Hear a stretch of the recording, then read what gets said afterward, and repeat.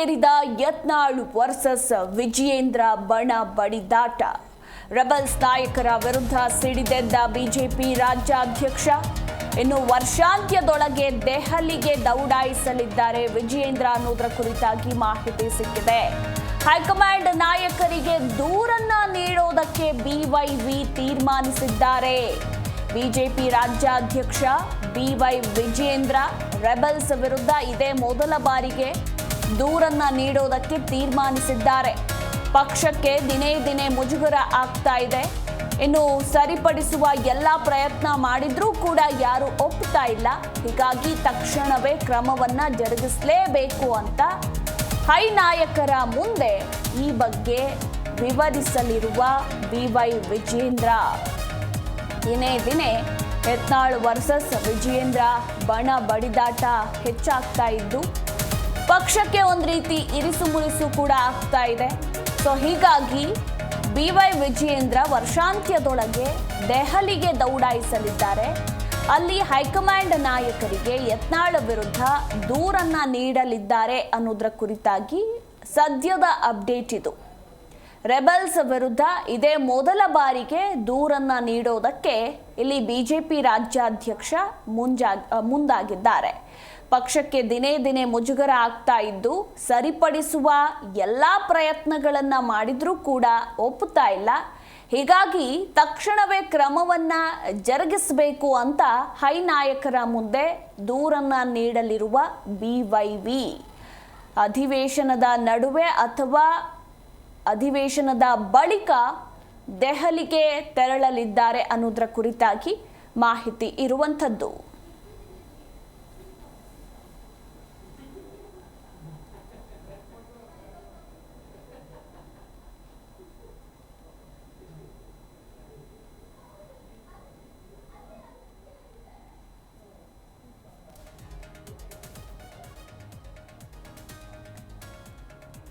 ಸದ್ಯ ಈಗ ರಾಜಕೀಯ ಬೆಳವಣಿಗೆಗಳನ್ನು ನೋಡ್ತಾ ಇದ್ರೆ ಇಲ್ಲಿ ಸಪ್ರೇಟ್ ಆಗಿ ಯತ್ನಾಳ್ ಬಣ ವಕ್ಫ್ ವಿರುದ್ಧ ಹೋರಾಟಕ್ಕೂ ಕೂಡ ಸಜ್ಜಾಗಿದ್ದು ಈಗಾಗಲೇ ನಿನ್ನೆಯಿಂದ ಹೋರಾಟ ಕೂಡ ನಡೀತಾ ಇದೆ. ಈ ಒಂದು ವಿಚಾರಕ್ಕೂ ಕೂಡ ಸ್ವತಃ ಬಿಜೆಪಿ ನಾಯಕರೇ ಕಿಡಿಕಾರ್ತಾ ಇದ್ದಾರೆ. ಇನ್ನು ನಿನ್ನೆ ಅಷ್ಟೇ ಪಿ ರಾಜೀವ್ ಕೂಡ ಹೇಳ್ತಾ ಇದ್ರು, ಯಾರ ಅನುಮತಿಯನ್ನು ಕೂಡ ಪಡೆದುಕೊಳ್ಳದೆ ಅವರು ಪಕ್ಷವನ್ನ ಉಪಯೋಗಿಸಿಕೊಂಡು ತಮ್ಮ ವೈಯಕ್ತಿಕವಾಗಿ ಈ ಒಂದು ಹೋರಾಟವನ್ನ ಮಾಡ್ತಿದ್ದಾರೆ. ಈ ಬಗ್ಗೆ ದೂರನ್ನ ಕೊಡ್ತೇವೆ ಅಂತ ಪಿ ರಾಜೀವ್ ಕೂಡ ಹೇಳ್ತಾ ಇದ್ರು. ಈಗ ಇದೇ ಬೆನ್ನಲ್ಲೇ ಬಿಜೆಪಿ ರಾಜ್ಯಾಧ್ಯಕ್ಷ ಬಿವೈ ವಿಜಯೇಂದ್ರ ಹೈಕಮಾಂಡ್ ನಾಯಕರಿಗೆ ದೂರನ್ನ ನೀಡೋದಕ್ಕೆ ತೀರ್ಮಾನಿಸಿದ್ದಾರೆ ಅನ್ನೋದರ ಕುರಿತಾಗಿ ಮಾಹಿತಿ ಸಿಕ್ಕಿದೆ. ಈ ಕುರಿತು ಇನ್ನೂ ಹೆಚ್ಚಿನ ಡೀಟೇಲ್ಸ್ ಅನ್ನ ಕೊಡ್ತಾರೆ ನಮ್ಮ ಪ್ರತಿನಿಧಿ ಜನಾರ್ದನ್ ಹೆಬ್ಬಾರ್. ಇದೇ ಮೊದಲ ಬಾರಿಗೆ ರೆಬಲ್ಸ್ ವಿರುದ್ಧ ಬಿವೈ ವಿಜಯೇಂದ್ರ ದೂರನ್ನ ಕೊಡೋದಕ್ಕೆ ತೀರ್ಮಾನಿಸಿದ್ದಾರೆ ಅನ್ನೋದರ ಕುರಿತಾಗಿ ಮಾಹಿತಿ ಇರುವಂಥದ್ದು. ದೆಹಲಿಗೆ ತೆರಳಲಿದ್ದಾರೆ ಅಂತ ಹೇಳಲಾಗ್ತಾ ಇದೆ. ಯಾವಾಗ ಅವರು ತೆರಳಬಹುದು ದೆಹಲಿಗೆ ಅನ್ನೋದರ ಕುರಿತಾಗಿ ಡೀಟೇಲ್ಸ್ ಇದೆಯಾ? ಸಂಪರ್ಕ ಕಡಿತಗೊಂಡಿದೆ, ನಾವು ಮತ್ತೊಮ್ಮೆ ಪ್ರಯತ್ನಿಸ್ತೇವೆ. ಲೈನ್ ನಲ್ಲಿದ್ದಾರೆ ನಮ್ಮ ಪ್ರತಿನಿಧಿ ಹೆಬ್ಬಾರ್, ಓವರ್ ಟು ಯು.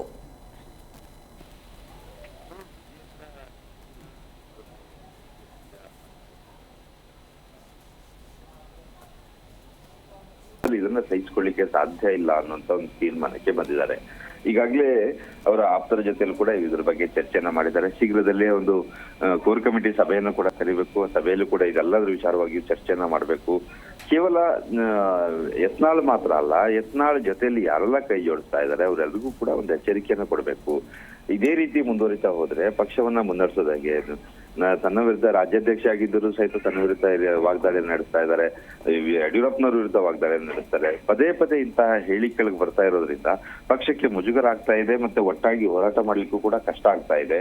ಇದು ಸರ್ಕಾರಕ್ಕೆ ಅಥವಾ ಕಾಂಗ್ರೆಸ್ಗೆ ಇದರ ಅಡ್ವಾಂಟೇಜ್ ಅನ್ನು ಕೊಟ್ಟಂಗ ಆಗ್ತಾ ಇದೆ. ಇದೆಲ್ಲದಕ್ಕೂ ಕೂಡ ಕಡಿವಾಣ ಹಾಕಬೇಕು ಅಂತಂದ್ರೆ ಹೈಕಮಾಂಡ್ ನವರೇ ಇದ್ರ ಬಗ್ಗೆ ಕಠಿಣ ಕ್ರಮವನ್ನ ತೆಗೆದುಕೊಳ್ಬೇಕು. ಶಿಸ್ತಿನ ಪಕ್ಷ ಅಂತ ಹೇಳ್ಕೊಳ್ಳಿಕ್ಕಷ್ಟೇ ಆಗಿದೆ ಹೊರತು ಯಾವುದೇ ರೀತಿಯ ಶಿಸ್ತಿಲ್ಲದೆ ಅಶಿಸ್ತಿನಿಂದ ಹೋಗ್ತಾ ಇದೆ. ಕ್ರಮವೂ ಕೂಡ ಆಗ್ತಾ ಇಲ್ಲ. ಹೀಗಾಗಿ ಇದೆಲ್ಲದರ ಬಗ್ಗೆನೂ ಸಹಿತ ಹೈಕಮಾಂಡ್ ಗಮನಕ್ಕೆ ತರಬೇಕು ಅಂತ ಹೇಳಿ ವಿಜಯೇಂದ್ರ ಅವರು ತೀರ್ಮಾನವನ್ನ ಮಾಡ್ಕೊಂಡಿದ್ದಾರೆ. ಶೀಘ್ರದಲ್ಲಿ ಅಂದ್ರೆ 7ನೇ ತಾರೀಕು ದಿನ ಕೋರ್ ಕಮಿಟಿ ಸಭೆಯನ್ನ ಕರೆಯಲಾಗಿದೆ. ಸಭೆಯಲ್ಲಿ ಈ ಎಲ್ಲ ವಿಚಾರವನ್ನ ಚರ್ಚೆ ಮಾಡಲಾಗುತ್ತೆ. ಇದರ ಜೊತೆಗೆ ಪದಾಧಿಕಾರಿಗಳ ಬದಲಾವಣೆ ಬಗ್ಗೆನೂ ಸಹಿತ ಚರ್ಚೆಯನ್ನ ಮಾಡಲಾಗತ್ತೆ. ಏನಾದರೂ ರಿಷಫಲ್ ಮಾಡ್ಬೇಕು ಅಂತಂದ್ರೆ ಯಾರನ್ನೆಲ್ಲ ಸೇರಿಸಬೇಕು, ಯಾರನ್ನ ಕೈ ಬಿಡ್ಬೇಕು, ಯತ್ನಾಳ್ ಕಡೆಯವರು ರೆಬೆಲ್ಸ್ ಕಡೆಯವರು ಯಾರನ್ನೇ ಆಗ್ಲಿ ಅವ್ರನ್ನ ಪಕ್ಷದಲ್ಲಿ ಸೇರಿಸ್ಕೊಂಡು ಕೆಲಸ ಮಾಡ್ಲಿಕ್ಕೆ ಅವ್ರು ಸಿದ್ಧರಿದ್ದಾರೆ ಅಂತಂದ್ರೆ ಅವ್ರನ್ನ ನಾವು ಸೇರಿಸ್ಕೊಳ್ಳೋಣ ಅನ್ನೋ ರೀತಿಯಲ್ಲಿ ಚರ್ಚೆಯನ್ನ ಮಾಡಲಾಗತ್ತೆ. 7ನೇ ತಾರೀಕಿನ ದಿನ, ಡಿಸೆಂಬರ್ 7ನೇ ತಾರೀಕಿನ ದಿನ ಸಭೆ ನಡೆಯುತ್ತೆ, ಕೋರ್ ಕಮಿಟಿ ಸಭೆ ನಡೆಯುತ್ತೆ. ಆ ನಂತರದಲ್ಲಿ ಅಧಿವೇಶನ ಇದೆ. ಅಧಿವೇಶನದಲ್ಲಿ ನಡೆಯುವಂತಹ ಹೋರಾಟದ ಬಗ್ಗೆನೂ ಚರ್ಚೆ ಆಗುತ್ತೆ. ಆ ನಂತರದಲ್ಲಿ ದೆಹಲಿಗೆ ಹೋಗಿ ಹೈಕಮಾಂಡ್ ಮುಂದೆಯಲ್ಲಿ ಎಲ್ಲಾ ವಿಚಾರವನ್ನ ಪ್ರಸ್ತಾಪ ಮಾಡಿ ಒಂದು ತಕ್ಷಣನೇ ಕಠಿಣ ಕ್ರಮವನ್ನ ಕೈಗೊಳ್ಳಿ. ವರ್ಷಾಂತ್ಯದ ಒಳಗಡೆ, ಡಿಸೆಂಬರ್ ಒಳಗಡೆಯಲ್ಲಿ ಪಕ್ಷ ಸ್ವಚ್ಛವಾಗಬೇಕು. ಯಾವುದೇ ರೀತಿಯಲ್ಲೂ ಸಹಿತ ಭಿನ್ನಮತ ಅನ್ನೋದು ಇರಬಾರ್ದು. ಯಾವ ಕಡೆಯಿಂದಲೂ ಸಹಿತ ಒಂದಾಗಿ ಹೋಗುವಂತ ರೀತಿಯಲ್ಲಿ ಅದು ಏನ್ ಕ್ರಮ ತೆಗೆದುಕೊಳ್ತೀರಿ ತಗೊಳ್ಳಿ ಅಂತ ಹೇಳಿ ಒಂದು ಮನವಿಯನ್ನ ಮಾಡ್ಲಿಕ್ಕಿದ್ದಾರೆ. ವಿಜೇಂದ್ರ ಅವರು ಇದುವರೆಗೂ ಸಹಿತ ಹೈಕಮಾಂಡ್ ಭೇಟಿ ಮಾಡಿದಾಗಿಯೂ ಸಹಿತ ಇದ್ರ ಬಗ್ಗೆ ದೂರನ್ನ ಕೊಟ್ಟಿರ್ಲಿಲ್ಲ ಅನ್ನುವಂತ ಮಾಹಿತಿ ಇದೆ. ಒಂದೆರಡು ಬಾರಿ ಹೈಕಮಾಂಡ್ ನಾಯಕರು ಕೇಳಿದಾಗ ಅದನ್ನು ಸರಿಪಡಿಸ್ತೀನಿ ಅನ್ನೋ ಮಾತನ್ನ ಹೇಳಿ ಬಂದಿದ್ದಾರೆ.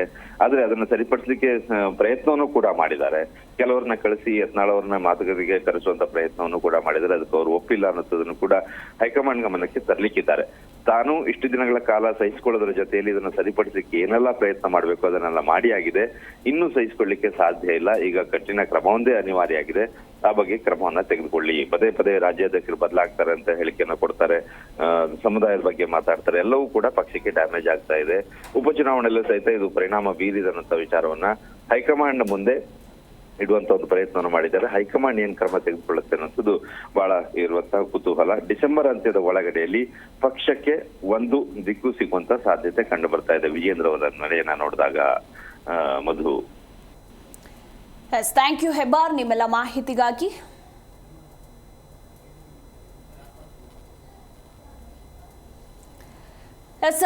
ಸಾಕಷ್ಟು ಕುತೂಹಲ ಕೂಡ ಮೂಡಿಸಿರುವಂಥದ್ದು. ಸದ್ಯ ರಾಜ್ಯ ಬಿಜೆಪಿಯಲ್ಲಿ ಇನ್ನೂ ಏನೆಲ್ಲ ಬೆಳವಣಿಗೆಗಳಾಗಲಿದೆ, ಇತ್ತ BYV ದೂರು ಕೊಟ್ಟ ನಂತರ ರೆಬೆಲ್ ಟೀಮ್ ಯಾವ ರೀತಿ ಪ್ರತಿಕ್ರಿಯೆಯನ್ನ ಕೊಡಬಹುದು, ಸೊ ಅವರ ನಡೆ ಇನ್ನು ಮುಂದೆ ಯಾವ ರೀತಿ ಇರಲಿದೆ ಅನ್ನೋದ್ರ ಕುರಿತಾಗಿ ಈಗ ದಿನೇ ದಿನೇ ಕುತೂಹಲ ಕೂಡ ಹೆಚ್ಚಾಗ್ತಾ ಇರುವಂಥದ್ದು.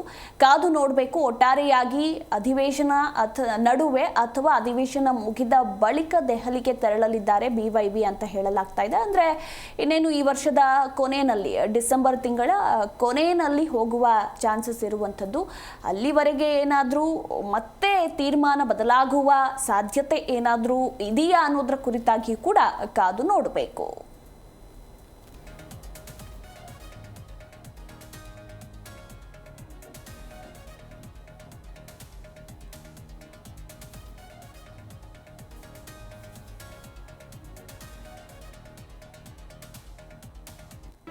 ಜಿ ಕನ್ನಡ ನ್ಯೂಸ್ ಈಗ ನಿಮ್ಮ ಮನೆಯಲ್ಲೇ ನೋಡಿ. ಎಲ್ಲ ಕೇಬಲ್ಗಳಲ್ಲಿ ಈಗ ಲಭ್ಯ.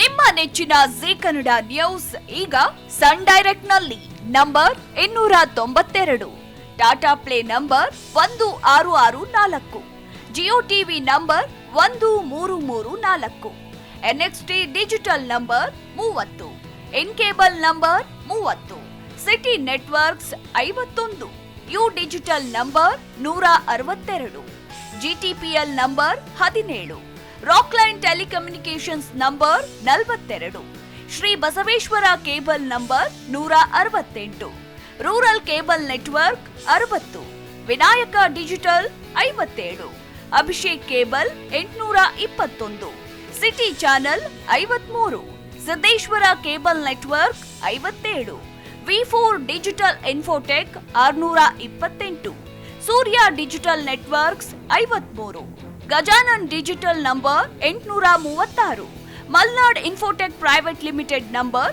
56, Metrocast number 830, Victory Digital number 167ರಲ್ಲಿ ನೋಡಿ ಆನಂದಿಸಿ.